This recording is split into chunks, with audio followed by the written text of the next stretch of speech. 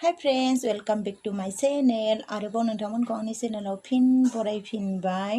बिराद गोबावनि उनाव आं दिनै नोंथांमोननि गेजेराव मोनसे केक डिजाइन बानायनाय भिडिअ लानानै फैदों। बे भिडिअखौनो नोंथांमोननो एसे शेयार खालामनो सानदों। ओमफ्राय आरो लोगोसे आङो आखाइनि मोनसे मोननै फिसा फिनलु जिखिनि रोंगौ आं बेखौ बानायो नालाय। ओमफ्राय बेयावनो लिटिल बेम्बुखौ होनानै दोनदों आङो बे कापाव, प्लास्टिकनि काप बे। ओमफ्राय प्लास्टिकनि कापाव आङो नेटजों एसे डेक'रेसन खालामनानै दोनबाय आरोखि ना। ओमफ्राय बेखौ बोरै बानायदों बेखौ नोंथांमोननो आं एसे शेयार खालामनो सानदों।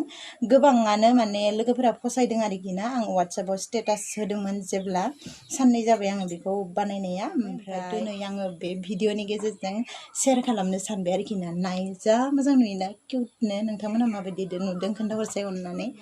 बेयाव फांथाम माने मोनथाम थुख्रा दङ आरोखि ना। ओमफ्राय बे मोनथाम थुख्रायाव माने आलदा आलदा जायो नालाय, सिङावथ' दै आरो अन्थाइल'सो होदों आङो। ओमफ्राय माने आलदा आलदा जायो नालाय, आं बिनि थाखाय मा खालामदों नै, आं जिहेथु खानाय खाग्रा, बे खानाय खाग्राखौनो आङो माने इजो रबारजों पेस्ट मोननै खानानै माबाबाय आरो। ओमफ्राय नैयाव फिसा फिसा माबा दङ ना, नै हमनो हादोंना नै।